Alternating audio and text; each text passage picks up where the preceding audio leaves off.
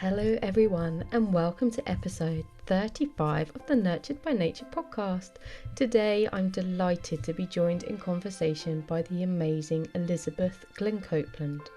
Having dedicated her life to exploring how eco-activism can be weaved into artistic practice in an effort to facilitate societal change, she draws on myth, indigenous wisdom and collaborations with science through a lens of current events, utilising storytelling, song and poetry to convey powerful messages that speak straight to our souls.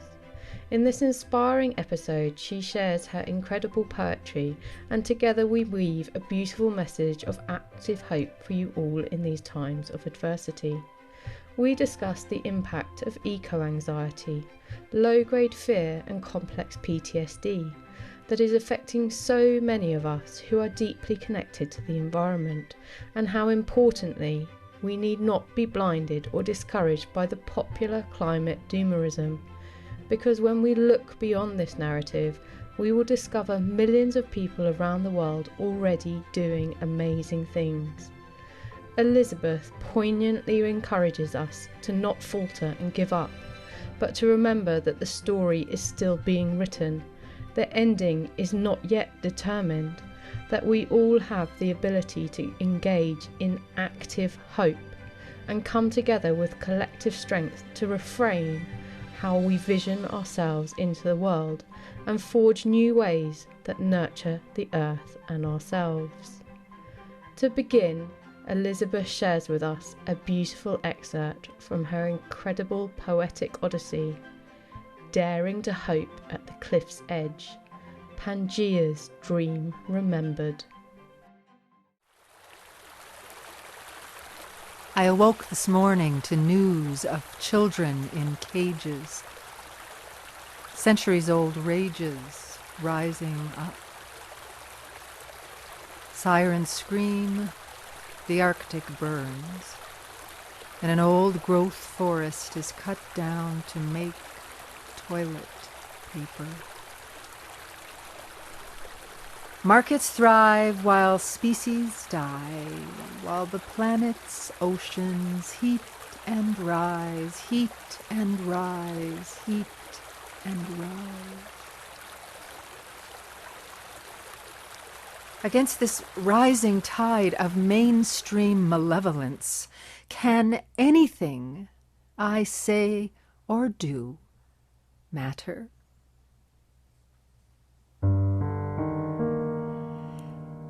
In the arched dome of a blue-black sky, stars sing in the language of light, a recitative of wonder.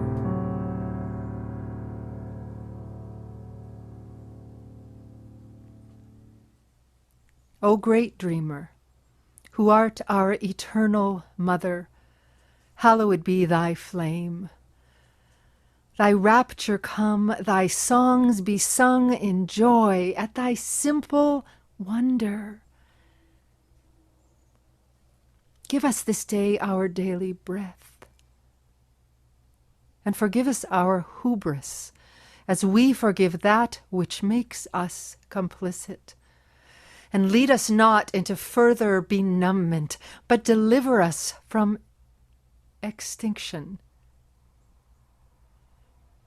For thine is the history, the mystery, and the moral, forever and ever and ever.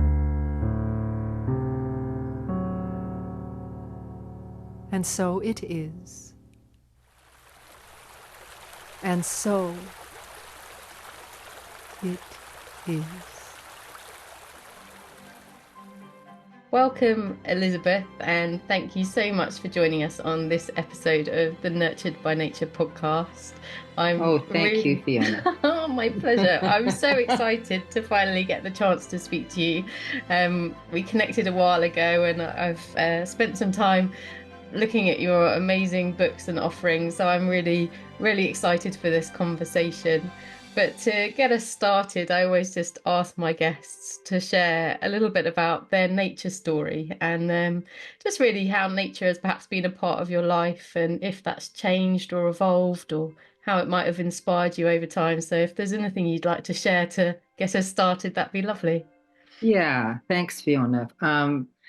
Before I start, I just want to thank you for the work that you're doing in the world. Oh, It's so important what people like you are offering so that, we can stay in a state of relative balance as we face the major difficulties that are with us in our world right now. So oh. bless you for Oh, that. thank you, Elizabeth. That means a lot. Yes, it is a really challenging time, and I think it's just so important to have a platform where people can come together and I can allow amazing people like you to share their voice and wisdom with everyone who might not have immediately come across you. So it's my pleasure to do it and be of service to the earth at this time.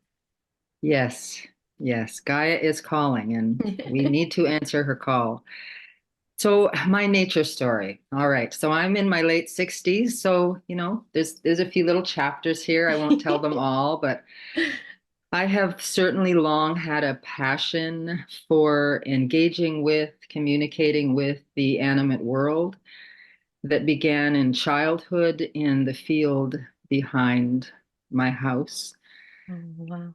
It was an incredible place of all things sensory, the smells of nature, the sounds of insects and birds and little critters running through the grass, and all of the various wildflowers. And in that field, there was an old willow tree that had been cut in half by lightning. Oh, wow. And so part of her body stretched over a running creek. And Wow. it allowed me and a lot of the other little children who played in that field, we would cross over the creek on Wow. on the one part of the willow and crawl up into her body.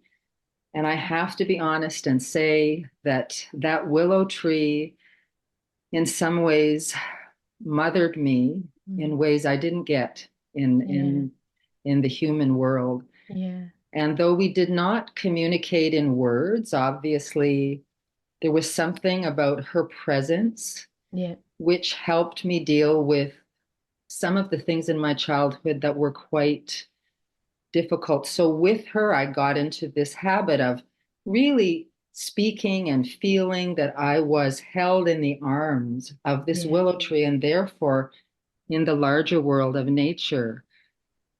So, this Yeah. carried on for me during my childhood. At the age of 17, I ran away from home and I ran out to Vancouver Island, which, for those of you that know it, is probably one of the most beautiful places on the planet. And I lived in a cabin that I could leave the cabin, and within a 10-minute walk, I could be right in the heart of an old growth rainforest. Oh, amazing. And for Wow. anyone who has not been in an old growth forest, and I know more and more of us are not having that opportunity, it is a place where, if you are at all sensitive, you do understand that we are little brother and little sister in creation, and there is this magnificent world of sensory intelligence that is Yeah. there for us. It was also during that time that I read the book Silent Spring by Rachel Okay. Carson Okay. Yep. and came to understand what the world of big industry was doing to the natural world. And that was the birth for me of the activist in me. Yeah. Um, in my 20s, my activism and my work as a theater artist were very separate. But in my 30s, when I became a young mother and the activism became even more important, I began to look for ways to weave my activism into my artistic practice. Yeah. Because art, as the poet Emily Dickinson says, she says, tell the truth, but tell it slant, Yeah. right? Okay. Art sometimes has a way of sneaking its way into our Yeah. hearts and minds and cells in a way that just mere information can't.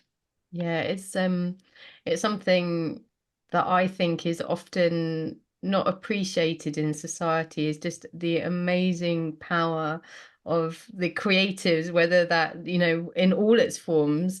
I mean, Yes. you've been involved in lots of forms of creativity and art, but it does have this way of just communicating with people in a way that's, I suppose, less confrontational, isn't it? It can carry the heavier messages, Yes. but in a way that is softer and that people can open to and sort of grow with, rather than it sort of close. Because sometimes it can be quite confrontational, this discussion about the climate, whereas art just has this way to sort of just bridge between the sort of the opposite Yes. ideas, doesn't it? Yeah. Yes. Yeah. So fast forward, several decades, and I was offered this writing residency at the Joggins Fossil Institute. And this is a UNESCO World Heritage Site on the mighty Bay of Fundy. Oh, The Bay of Fundy has the most powerful tides in the world.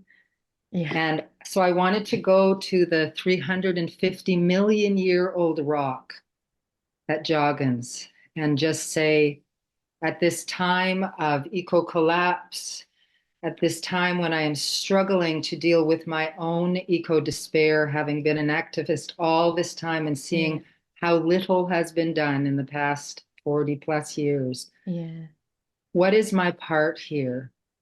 And does anything I do, can it really matter? And the cliffs did indeed, over a period of a year, have some guidance for me. And that's what came through in the book. yeah. Which we had a lovely excerpt from at the start, but I have to say I'd not heard of the Bay of Fundy until I met you, and I went and looked it up, and it is just an absolutely incredible place. And like you were saying, I think you were saying about the tidal, it has the highest tidal difference anywhere in the world. And I think there was amazing fact, something like 100 billion tons of water flows into and out of the bay every 12 hours. So it's just this Yes, amazing melting pot, and a hugely important site for both marine life, and also because of the high difference in the tides, you've got amazing mud flats and areas for wildlife as well. So I'm imagining an incredibly inspiring place to connect with nature in its real just might and rawness. And yes, just yes, yeah, yes. It's 150 billion tons of water yeah, flows in and out twice a day. yeah, It's a very, very powerful place to be, and I encourage anyone who gets a chance to visit yeah, that site. yeah, Yeah. just absolutely just amazing. Just I guess the energy there must just be incredible as a result of that. So an amazing place to have the opportunity to take your questions to Mother Earth of what can we do, because I think that's really the main question that so many of us sit with, that care about the environment. And like you said, we've sat sort of on the sidelines feeling this sort of sense of powerless. Perhaps we've been trying to do things in our own way. Like you said, Yes. you were an activist yourself, but just not seeing like the momentum that's needed. And there is this sense of powerlessness that you went with. And this was quite recently as well, wasn't it? I think was it 2018 that you had your residency? Yes. So it's Yeah. very much still the energy that we're still sitting with, isn't it? Of what you felt at that time. Yes. Yeah. Can I share a little poem from the book Yes, please. That'd be lovely. that That'd I be think lovely. might seem appropriate at this point? Because one of the things when I began this residency, there was a part of me that thought, who the heck do I think I am to Yeah. go and have a conversation with the majesty of this stone mother here? And so I think the first 3 or 4 months of the residency was me going, just get over yourself, Elizabeth. All right. Just go and ask, right? You've learned from all of your teachers. I've been studying the work of Robin Wall Kimmerer. It's like, these are your teachers. Just listen. What do they have to say? So this was a poem that came out earlier on in the book. Um, so here we go. It is mid-morning, and as the winds begin to rise, the mighty Fundy shifts and sighs as 150 billion tons of water, heavy with salt, ebbs and flows in common time. Will I ever learn the subtle shifts in air and water that signal the turning of the tides? In my pocket, my iPhone buzzes. I've got notifications. I block out all stimuli. The hop, skip, hop of the wild sponge rolling down the beach, the laughter of the gulls as they wheel and dip in the gray-blue sky, the full-bodied bouquet of seaweed and salt and fertile decay. Instead, I stare at the screen, hoping to receive tidings of great joy, but instead see that someone I don't know has responded to a comment that someone else I don't know has commented on, and a message that someone I wish I didn't know has tagged me on. Or is it in? Yeah. Whatever. Scrolling down, pictures of Rohingya Muslims fleeing terror. The President of the United States throwing paper towels to hurricane victims. Kim showing off her new manicure to Kanye. I sweat shame. High on the cliff's edge, drying goldenrod and saffron-colored grass waltz in the breeze. Anxious to accelerate accomplishment, I join in the dance. Not a waltz or a sway or a two-step, but a furious fandango, executed in the style of highly successful white people who value speed over all. My heart a dervish, my monkey mind whirling in 100 different directions. I clap, step, and skip my way over slippery stones, looking, but not seeing, hearing, but not listening, dancing faster and faster and faster until my breath comes in scorching gasps. Falcon cries high overhead, her marigold eyes flashing fire. Gee, gee, gee. Wisdom from Rilke slows me. Only when we tarry do we touch the holy. Turning to face the cliffs, I kneel on stony sand. A chattering fugue of fossil seekers moves onto the beach. A little girl sees me kneeling and, probably thinking me an old woman beached, runs to my aid. As she helps me to stand, she sings, "The more we stick together, together, together, the more we stick together, the happier we'll be." Out of the mouths of babes. Can it really be that simple? Oh, that's just goodness. Just the way you write is just so captivating, Elizabeth. There's so much from that that is just important to listen and witness, and I think there is so much. I mean, your sort of mention earlier on of the notifications, and that's a really a reference to how busy our lives are and how difficult it is, even when you have set the intention to be here with the cliffs, to actually follow that through and really sit in silence and connection with the natural world. And it is a difficult a difficult thing for us Yes. to do. And I think possibly one of the greatest challenges of our times actually is to find our way out of that sort of maze that we've made for ourselves of connection, but not connecting with what's really there and important. But Yeah, I yeah, mean, definitely the whole issue with cell phones. I mean, I know one of the things we wanted to talk about was, how do we actually create hope yeah, and active hope where we yeah. can make a difference. And there was a playwright, and I wish I could remember his name, but he wrote a play back in the 90s based on George Orwell's 1984. Okay. And in the play, people are really married to their cell phones as if that's their primary relationship. So Yeah, we're all staring at our screens and we're not yeah, connecting with each other or being in reciprocity with the living world. And one of the lines in the play goes something like, the people will not revolt. They will not look up from their screens long enough to yeah, see what's happening. yeah, So when we're staring at these screens, we do sometimes feel like we are in connection, yeah. but it's not a connection that can sustain us. No, no, It's a that's connection that raises our dopamine levels for a short period of time and we feel a little bit better, but it is not real connection. So one of the strategies I encourage in my workshops is to, have times in your day when you turn that cell phone off and you do not look yeah, unless you're going to get a message from your daughter or your mother or something that's urgent.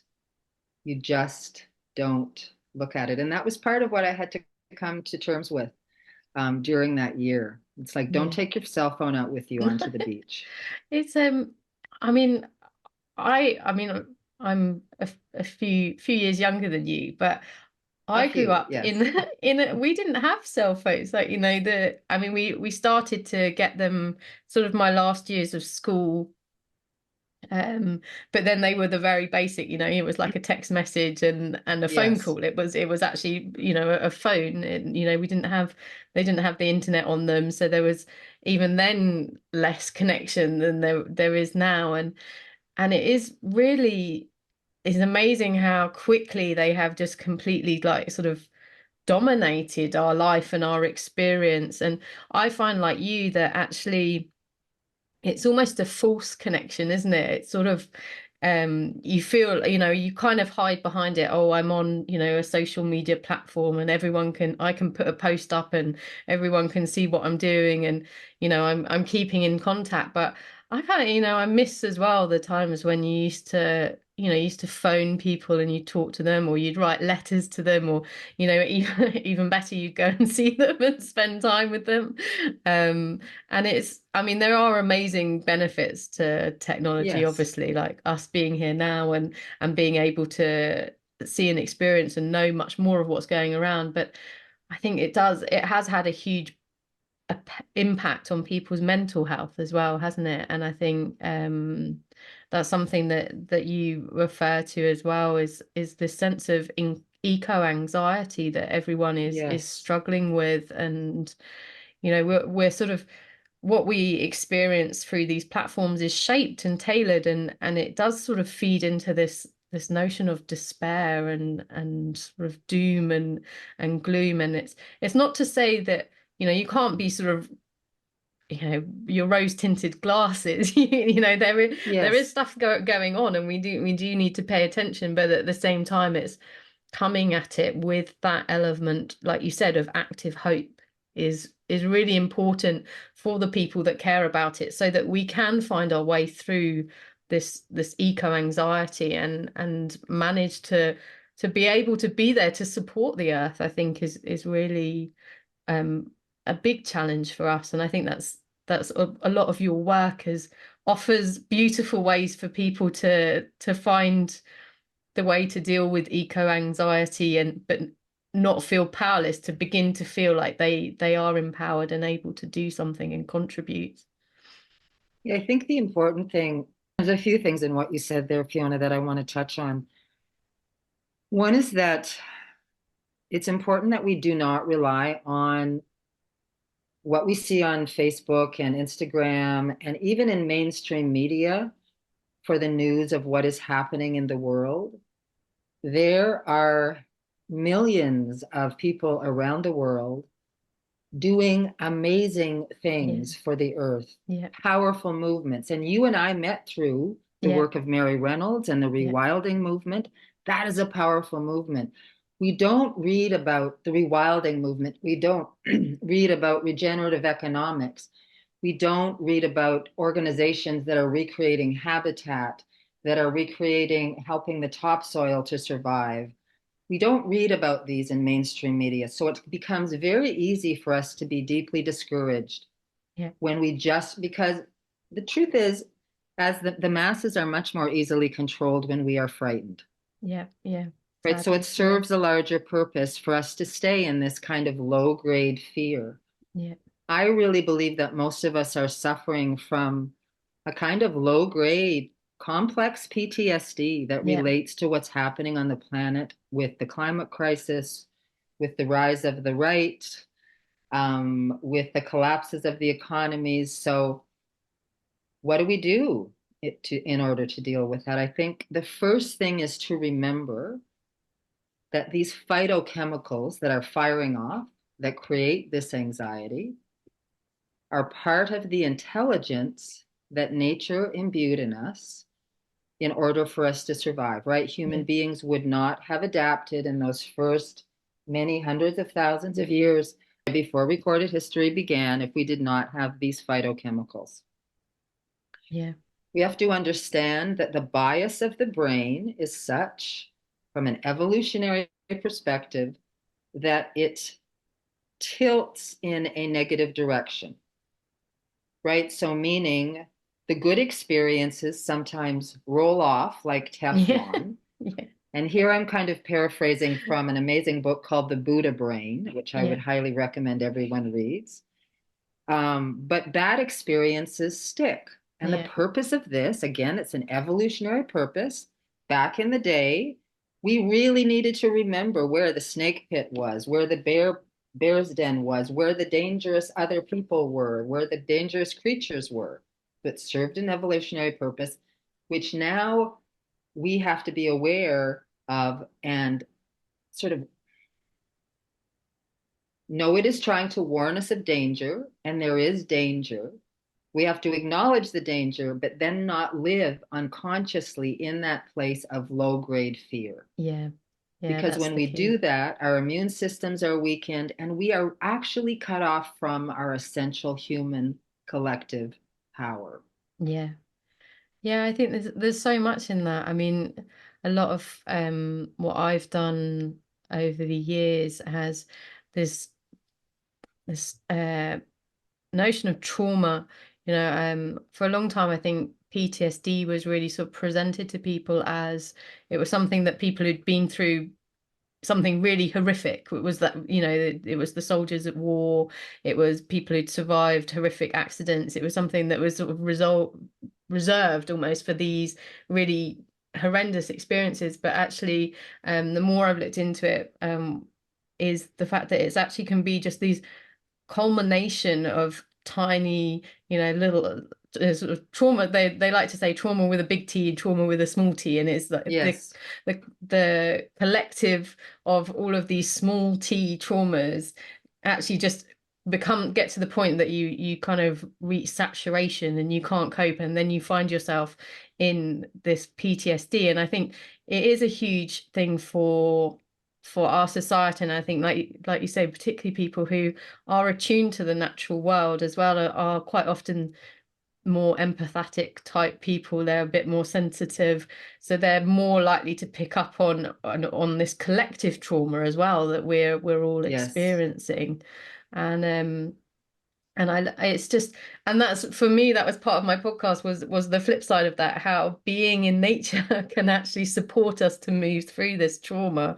And therefore, and then we can sort of feed back to nature, because as we become healthier and more whole in ourselves, we are part of nature. We are all connected. And so by caring for ourselves, dealing with our own trauma, we become stronger and healthier, and we're able to to feed back to the natural world. So it's this beautiful relationship and circular reciprocity again, isn't it? But I do love your work, and you and your partner have done some amazing songs as well, which I think the resonance of what you do just speaks to everyone who might be sitting in that place of actually just overwhelm, and they care so deeply and they don't know how to move forward. And I really would just encourage them to listen to some of the words that you've written and the songs that you and your partner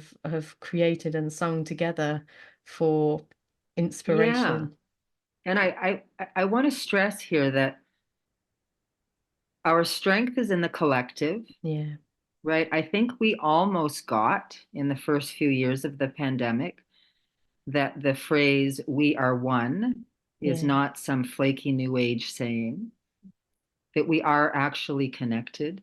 yeah, We know from the study of somatics that if our nervous systems are dysregulated, if we can be in the presence of other people whose nervous systems are not dysregulated, we can find our way back to some kind of place of balance, yeah, right? So resolving our traumas is not, in this case, when we're talking about the climate crisis, it's not an individual thing. And this is what, a lot of modern psychiatry would have us believe, your eco anxiety is yours. It's like, we're all yep, struggling with this. So how do we get together to process it, to feel it, right? Because we do need to feel it.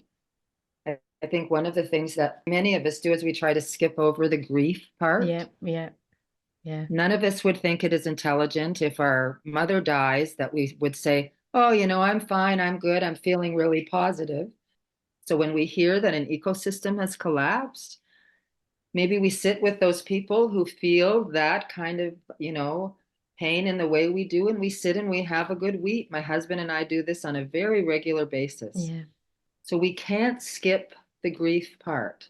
yeah, We are not honoring the earth by staying in a state of false positivity.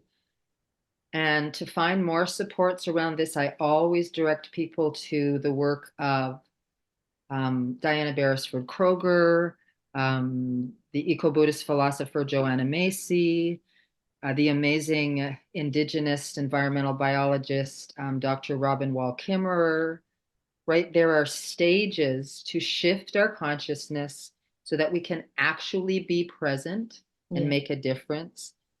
And one of them is honoring our pain. yeah, And yeah, then one of them is really like Robin Wall Kimmerer, she says this so beautifully, and I'm paraphrasing, so I hope I don't muck up what she said, but she says, despite her suffering, Mother Earth is still giving us food, giving us air to breathe, water to drink, and creating immense beauty. yeah, So she said, Mother Earth is giving me joy. So it is my responsibility, my calling to give joy back to her. yeah, Right? So we need to feel the pain, but we also need to stay engaged with the living world because she is staying engaged with us. yeah. I It's had a dream a few years ago where I was feeling really, really low. And I went to sleep and I said to the world of spirit, I said, please, please, I need some encouragement. And when I woke up that next morning, it was like a little voice was whispering in my ear, and it said, don't give up. We have things up our sleeves that your lot know nothing about. Keep the faith. yeah, Don't give up. yeah, So if your listeners take anything from this, is the story is still being written. Nothing is preordained. Many things are difficult, yes, but there is more to come in this story. Stay in the game, keep your part, find others of like mind. yeah. The journey is far from over. So yeah, Yes, the ending hasn't yet been written, as they say. that's So right. And we are writing it. yeah, And let's not give our power away to the behemoths of the power mongers. And let's yeah. stay in the game here. No, Yeah. I've just well, I've got goosebumps listening to that because that's really what I stand for as well. Elizabeth, is just this belief that, it's not that there isn't awful things and it isn't that there aren't challenges that we're going to have to face, but it's the strength of community, the power of coming together and realizing that, we all have a part to play. And sometimes, I mean, something that people used to say a lot, and I used to hear being said a lot, was like, what difference can I make? I'm just one person. And Yes. I would always feel like, yeah, but it's like we're all just one person in some respects, but it's actually like, everyone just doing little things and then encouraging others to do little things, and you have this amazing ripple effect, and you get this, it's like that snowball rolling downhill, isn't it? It starts off this little snowball, and as it picks up momentum, it picks up more snow, and then suddenly you've got something that can actually make a difference and have an impact. And yeah, it just is amazing, the power of community. And I love that's really a core ethos for you as well, is coming together, bringing people together, reminding people that there are others out there that care and that we can do things together. Yes, and to remember that hope is a verb. Yeah. Hope is a verb. It's about, there's an active element. And I want to say this because I remember early in the days of young Greta Thunberg, such an incredibly courageous young person and still doing her thing. She said, I'm not interested in your hope. And of course, what she was referring to was those of us in dominant culture who are sitting here sipping our tea, reading our newspapers, and going, well, I still feel very hopeful. Yeah. Right? The kind of hope that I'm talking about here is not a feeling, Yeah. it is a verb. It requires action. Yeah. And hope is a practice. Yeah. And I want to stress this around not only whatever work we do externally in the world, but our internal work to keep our nervous systems regulated. We do need, in this day and time, some kind of calming practice that we do on a daily basis. So whether that's you have a writing practice, a meditation practice, a mindfulness practice. I personally have a combination of a writing practice and I'm a practicing Buddhist. It doesn't matter what it is, but Yeah. something that you do on a daily basis that is going to keep your nervous system regulated. Because Yeah. without a regulated nervous system, we have no power. And when we feel dysregulated, it's okay to reach out to other people and say, I'm having a really bad day. Can you help me out? Yeah. Yeah. I Yeah. think, So, yeah. I mean, you touched a little bit on it, the pandemic as well. And I think one of the things as well that came from that was, I mean, you mentioned the notion that actually like we are one, but it was actually, the physical feeling of being isolated as well for a lot of people was suddenly, I think I've seen a lot of people have felt actually they've realized how much they were lacking community, and obviously the pandemic and lockdowns really sort of shone a light on that. And I've seen since like a real sort of regeneration of this need for actually time together as well. And the that, and for some people that can be their practice as well, kind of, these, like you mentioned about grief, coming together in that shared space to sit and process, to support each other, so that you can then move through these feelings rather than becoming sort of embedded and stuck in them. yes, yes, it's the stuckness that does disempower us ultimately Yeah. and leads many to feel like, oh well, I'll just go out and do some more shopping because nothing that I do matters. Nothing could be further from the truth. The dominant culture would prefer you to think that because we are easily controlled when we feel powerless. Yeah. When the pandemic came, um, I remembered, in my 20s reading works by scientists who said, if we continue with the level of cutting down, forests and fields and filling in marshlands, we're going to come upon a time when viruses will start to jump species. And of course, that's what happened with Yeah. COVID and the SARS epidemic, which nobody thought much of in the early 90s, right? That was kind of the warning sign. So when when COVID came, for me, I thought, okay, if everything is my teacher, what is COVID saying to me here? And I really felt like COVID was saying, we've been trying, we in the natural world, we've been trying to get your attention. We have been trying to get your attention. We've been trying to get your attention. You in the Western world are not paying attention. So here I am. I am highly adaptable. I am super smart. You are too. So get with the program. Yeah. So I didn't view the COVID virus as some great, I almost see it as some kind of beneficent but a heavy-handed teacher. And right now, A messenger almost. Yeah. saying, wake up. I mean, Corona was a second century saint who died a martyr's death in the waning days of the golden age of the Roman Empire. And some people thought of this as, Corona as the saint of pandemics. But in one of my poems, I said, in truth, she is the saint of treasure hunters.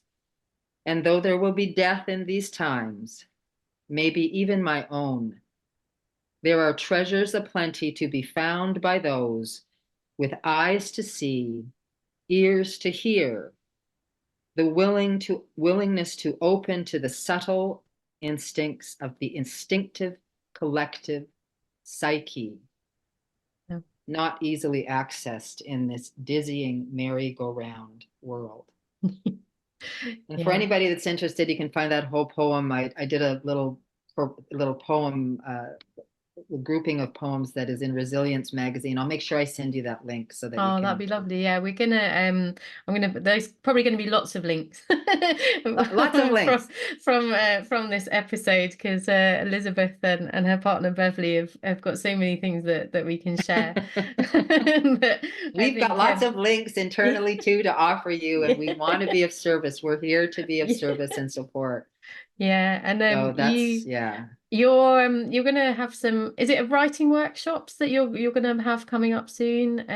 Yes. Yeah. Early in the pandemic, I began to offer a series of writing workshops to help people to develop the skills to actually create active hope in their lives and to deal with their eco-anxiety and to connect with communities of other people. In the last few years, we've had to move too many times to run those workshops, but I'm going to be starting another series in the spring. So I know Fiona's going to put the link to my Daring to Hope at the Cliff's Edge Facebook page. So if you want to connect up with me there, then we can. I'll be posting. People can find out as and when they become available, and they can get involved if they want to. If they follow you on Facebook, you'll update them with all the details. Yes, and I think there's also, I think you have the link for my website, which is woefully out of date. But I think there's also a link to my email there. So I'm happy to hear from people. And there'll be a link to your amazing book as well, Daring to Hope at the Cliff's Edge, which I feel like we should give a bit more attention to, because it is incredible. And well, I mean, just even the name Daring to Hope is just a powerful statement for our time, isn't it? Really, it's what we all need to remember is to dare to hope. Yeah, and so the full title is Daring to Hope at the Cliff's Edge, Pangea's Dream Remembered. And of course, what is Pangea? Let me explain. So Pangea is the Greek word for one earth. Pangea is also the name of the supercontinent that contained most of the world's land masses during the Carboniferous era, and that was 300 to 400 million years ago. So during that time, most of the land masses were the continents as we know them were part of one large land mass. And where I am right now was actually right along the equator. Wow. So it was in contemplation of this era, which I did with some incredible scientific and poetic minds, that I researched and wrote this book.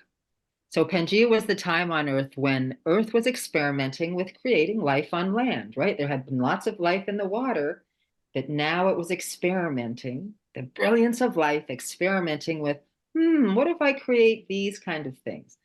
And in part of the book is we actually do a magical journey back to Earth Age Pangea. Oh, wow. I Yeah. fly back there on the back of a dragonfly. So the dragonfly, of course, is a symbol of transformation. So dragonfly is an important character in the book. We fly back into that Carboniferous area and get a little talking to by the Stone Mother. I am. Yes. I think, I mean, you mentioned there, but the thing I love is how you work with scientists and just is multidisciplinary, isn't it? Yes. You're the artist that brings it together and sort of connects these amazing threads, but there is just that, there is so much that all different people can offer, isn't there? And that's one of the things I love about the creatives and the art activists, is because they do have this amazing ability to sort of be this hub to bring everything together and make it accessible for people as well. Yeah, there's a lot of it's a bit of a new movement where artists and scientists are seeing we're seeing our commonality more. We're seeing that we both are coming from kind of insane levels of curiosity Yeah. and then coming from that and co-creating together. So during the writing of this particular book, I got to work with an amazing paleontologist and an anthropologist, um, an academic who her specialty is indigenous ways of knowing. She's a Cree Métis scholar. Oh, wow. Dr. Paulette Steve, she's turning the world of anthropology on its ear, and I'm loving what she's doing. So I was blessed to work with these people on this project. Yeah, I think Yes. it's so amazing, isn't it? I think science has been dealt a bad hand in many respects as well, but it's been seen as quite dry. It's also, it's not easily accessible to the average person. And I think that's where there's this beauty of collaboration with people like yourself who have the ability to make their passion, because they're hugely passionate people, their passion more accessible to others, basically. And the everyday person is just such a powerful skill to have and offer at this time. Yes. Yes. Yes. There's an amazing, I think it's Schumacher College in the UK, which I just desperately would love to attend. I haven't been able to figure out how to do it financially, but if I could, I would. And I believe that the person's name there is Dr. Stephen Harding, and I apologize if I have his name incorrectly, but after years and years of working as a biologist, he said something to the effect of, the language of science cannot convey the wonder I feel when I am in the natural world. So he wrote a play. Yeah, Yeah, and I think many scientists are coming back to that. They're sort of dismissing that whole, very Western idea that to be a scientist is to be totally dispassionate. Yes, we have to have a level of objectivity in making certain research decisions, yes. But what motivates a biologist is often a sense of deep wonder. yeah, What motivates, like when I listen to astronomers, it's like, oh, they're so full of wonder. yeah, So yeah, that the wonder is the guiding force, yeah. right? And it Yes. and then that circles us back to love, doesn't it? And love as a Hmm. guiding force as well. Love is a guiding force. Love is a verb. Love is a power that we often think of as something fluffy. I love to, there's a quote here from the evolutionary system scientist David Loy. He talks about Charles Darwin, right? And we all know Charles Darwin Yeah. from, his work, and people have misinterpreted his work. And he was very upset at the end of his life that people were interpreting what he said to mean that if you are bigger and stronger and can punch somebody else, then you're the one that gets. He said that is not what I was referring It's to. the survival of the fittest, I That suppose, is survive. He yeah, said yeah. that's not what I was referring to. So he wrote a second book, which not many people know about. It's called The Descent of Man. And in that book, Charles Darwin mentioned the word love no less than 95 Oh, times, wow. along with other feeling words like altruism and sympathy. So, for 160 years, mainstream science chose to ignore Darwin's moral theorizing in favor of a dangerously deadening paradigm that casts the earth in the role of stage on which we, the master species, can enact our dramas. Yeah. Right? So, love is, I Yeah. believe, Glenn and I believe, is the essential power of the universe. And Yeah. to embody love as a force with its ferocity and generosity and compassion. Oh, yes. Yeah, that's just fascinating about Darwin, and I think there's more and more of these things are coming to light. There's another fantastic author, I think it's Sharon Blackie, and she has an amazing book, and she talks a huge amount as well about how language has shaped our current worldview, and how actually when you trace it back, it traces back to just one or two individuals that had interpreted things in a certain way, and we've allowed our whole vision of the world, our connection to nature, our position as the apex, as it were, above in superiority, just traces back to this, one or two individuals, and it's kind of our society has run with that because it's served various parties' purposes, shall we say, for want of a Yes, yes. different worldview. But one of the things you've done is you've spent a lot of time with the sort of indigenous voices and wisdom, and they have a much more sort of harmonizing view to our place as part of nature. And I think for me, that's something as well that I've seen a lot of people who are in that sort of negative despair. They believe like the only solution is for humans to kind of wipe ourselves off the earth. Like we need to not be here. We can't, we are just solely the problem and we can't be part of the solution. And we just need to cease to exist. And I think that isn't, for me anyway, that isn't the solution. The solution is us stepping back into realizing that we are nature. Nature is us, and we are Yes. part of this world, and we have this amazing role and responsibility to actually just step back into it's remembering, isn't it? I think that's one of the things that you say in your book as well, is that on a cellular level we all hold this awareness of. Oh, Yeah. yes. It's all in our DNA, right? We have ancestral relatives that lived on this earth in harmony with the earth for hundreds of thousands of years. For those of us that have white skin, the memories are, a little bit farther back Yeah. because we were all conquered, when the Romans came up to Britain, what was it in, Yeah. yes, right? So all of those earth-based cultures that were there in what is now, Britain were taken over by the Romans, and all that earth-based knowing was taken Yeah. away. But we all have that in our DNA. And what I want to say to people who say, oh, it'd be better if we were just wiped off the face of the earth. I'm sorry, but that doesn't fly. If tomorrow, and we know, right, we know we're in the middle of the sixth great mass extinction. Yeah. We know that if we're gone, the insects could live, but if the insects are gone, we're gone. If all of a sudden all the humans were wiped off the face of the earth tomorrow, then there would be no infrastructure to deal with all of the nuclear planets, sorry, not the nuclear planets, the nuclear plants. Yeah. And without water to keep those things cooled, the earth would blow and would be blown off her axis. Yeah.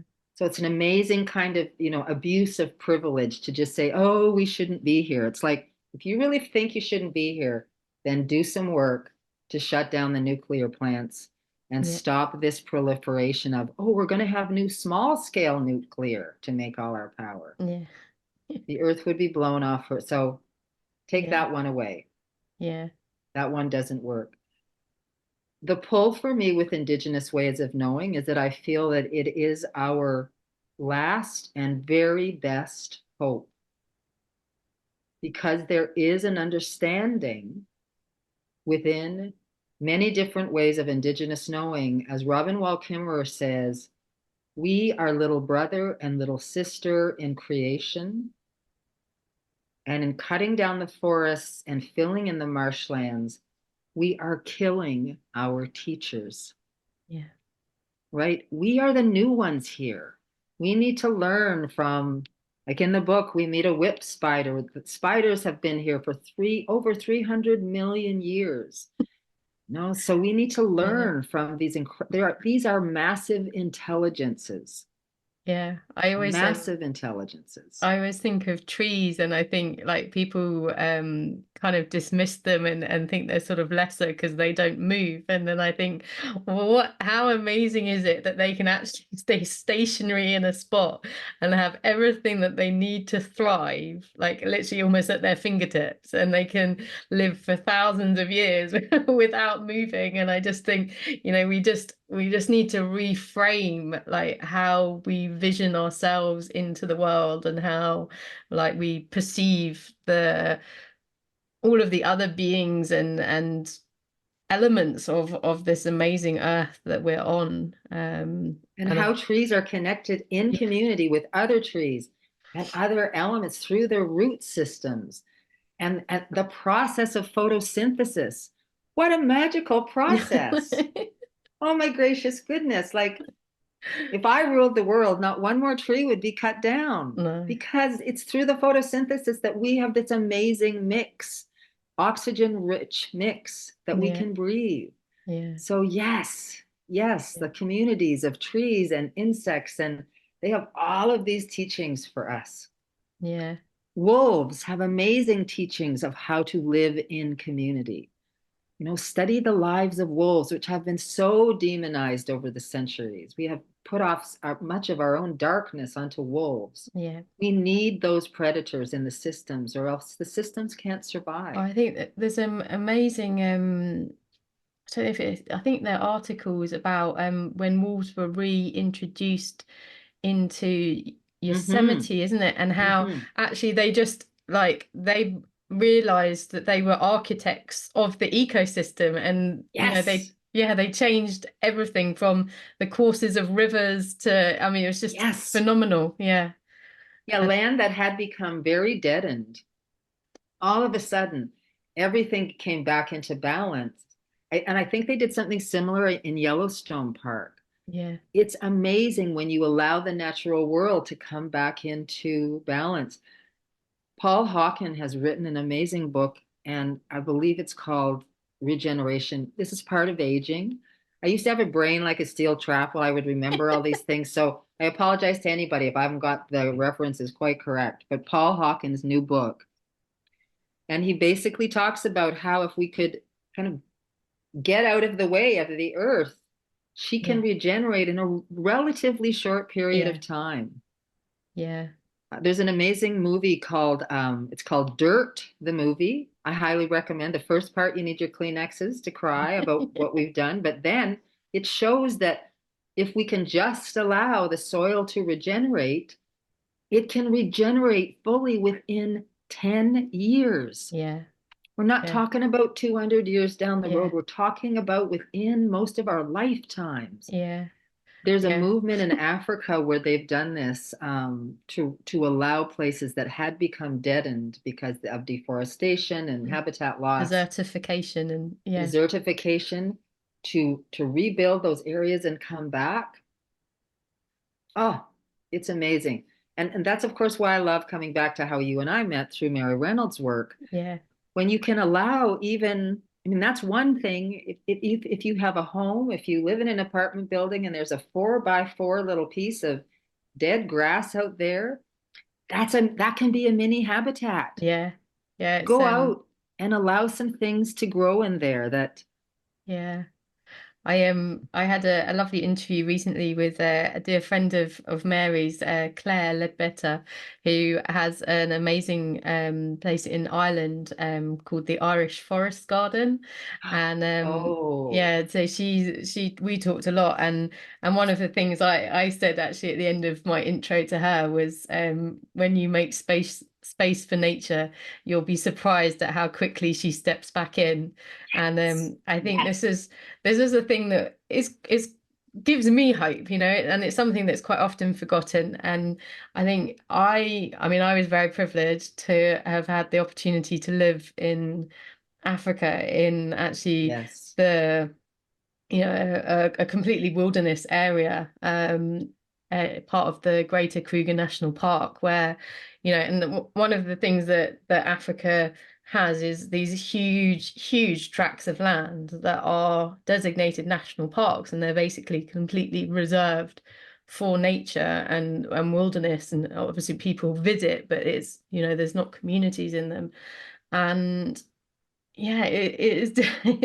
It's very. I mean, I lived in the same place for 5 years. In this, we were very isolated, and just the rhythms of nature and how you see it regenerate itself is just incredible.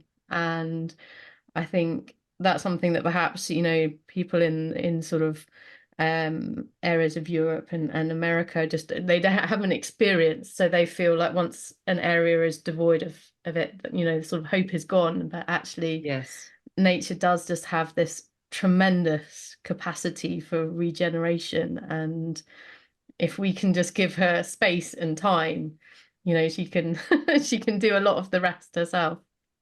Oh, yes, yes, yes. Yeah. Over the course of our lives, because we're artists and we've moved a lot, and so I've done a lot of rewilding projects in different homes that we've lived in.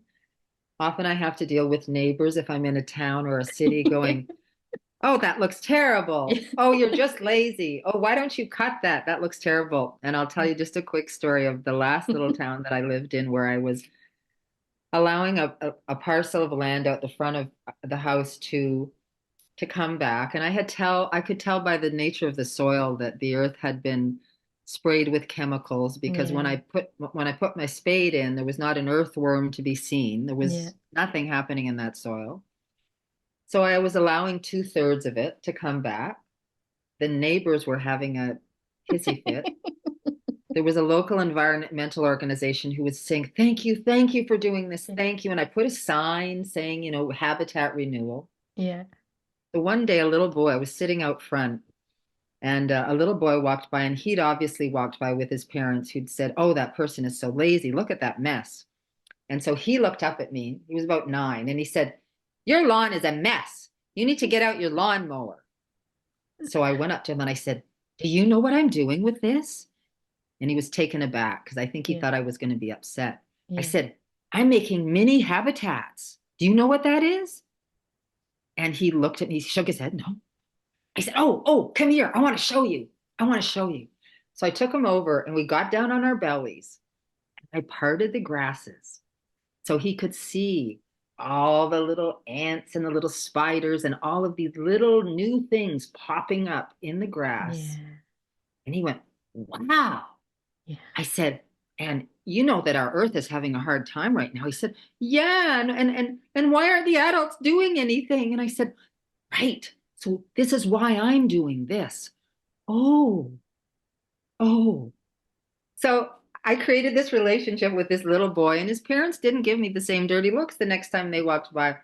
I don't know that they ever let their lawns go, but um, it you have to be willing sometimes to say why you're doing it. Yeah. And I always put up signs so people know this is on purpose. I'm Yeah. not just lazy. And I always make little paths around it so it Yeah. kind of looks a little bit artistic, but yeah, mini habitats. Everybody Yeah. can do a little one. Yeah. Yeah, I think I mean I often say in the UK, and I'm sure in Canada and America it's even bigger, but in the UK, like people's gardens make up, I think it's something like 10 million acres. And it's like Yes. that's an incredible, like huge resource that you could, hand over to nature without actually, having to have, these conversations with, public land or agriculture or you're not even touching on those areas of land. You're just like, this is land that's in the custodianship of, just small individuals. And and even if you sort of thought, even if it was like 10% of that, that's still 1 million acres, and you can have, that's a huge resource. So yeah, I think amazing. Like you said, the thing is to sort of just not get stuck in those feelings of despair, not rely on the social media, the mainstream media, and to realize that there are these amazing people out there who are creating these movements, and you don't even have to come up with the ideas. You just have to sort of follow Yeah. their lead and be a link in the chain to have an impact and make a difference. And knowing that every small thing matters, Yeah, right? Sometimes a friend of mine says, she said, big change doesn't sometimes come in all at once, yeah, with trumpets. It comes in on soft pause, yeah, right? Little bit, every little thing you do, every little habitat you create, every letter you write to your government representative. There are people on the planet who don't have the privilege of yeah, doing those things, whose yeah, homes are being swallowed up by the ocean, yeah, who are living with bombs raining down on them. yeah, So, those of us that have the privilege of a life where we don't have those things happening, yeah, we have to use our privilege yeah, for yeah, good. yeah, Right? that's There's it. always people that also want to do it. And then we find ourselves in a community. Oh my gracious. And this is where our strength is. Yeah. This is Oh, where our power is. oh, To well, stand that's, together for yeah. the earth, right? Yeah, that's it. I think that sounds like we're sort of at a point of of wrapping up there, Elizabeth. That's Yes. a really profound way to leave it. But if you do you have anything else, any sort of last words or that are on your heart or a message to leave people with before we wrap up today? And obviously I will put all the links that they can connect with you directly and find your things as well in the podcast description. I think what I'd like to do is end with the last poem that's in the book. Oh, yeah, that'd be lovely. That'd be lovely. And I will just say one thing because there's a reference here that we haven't talked about. Um, in some old cultures, they used to call the language of the birds the green language. And the Okay. language of the birds is one of the chapters in my book. So when you hear the green language, you'll know what that means. Yeah, but All righty. lovely. 300 million years ago, on the supercontinent of Pangaea, life conspired with rock, sea, and sky to dream a grand experiment. And so it follows that, like the flow of Fundy's tidal bore, the green language of our young Yvonne, and the sweet whisperings of my beloved weeping willow. I too am Pangaea's dream. Yes, I, the patience of the seed who trusts the dreamer's growing need to gestate in her womb of dark and thus distill a silent spark of wonder. Rend asunder this empirical nightmare scheme. Yes, I, the thousand winds that blow, I, the silent evening glow, I, the pebble in the stream, I, the sunlight's constant beam, I, the rainbow in the sky, I, the tears of those who cry, I, the bursting leaves of spring. I, the song the green woods sing. Hmm. Yes, I am Pangea's dream. Whose dream are you? Oh, amazing. Amazing. Oh, thank you so much for your time today, Elizabeth, and for sharing your beautiful poetry with us, and yeah, just your amazing wisdom. I am so grateful for your time today, and yeah, I I encourage everyone to look you up and to stay connected, because the most important things at this time are that we hold on to active hope and community. Yes, Yeah. yes. And I wish everyone who's listening the most wonderful of days. And thank you so much, Fiona, for your generosity in keeping this conversation going. Oh, my pleasure. My pleasure. Yes. Thank you so much for listening to the Nurtured by Nature podcast. I truly hope this conversation has brought some hope and inspiration into your life. I would love to have these messages ripple out across the world. So if you can, please share this episode with your friends, leave a review on your favourite podcast player, and make sure you subscribe so you don't miss the next episode. I would love to hear from you, so please feel free to connect with me on the links provided in the podcast description. But most importantly, thank you so much for being a part of this journey with me. But don't forget to simply get out there and enjoy the natural world.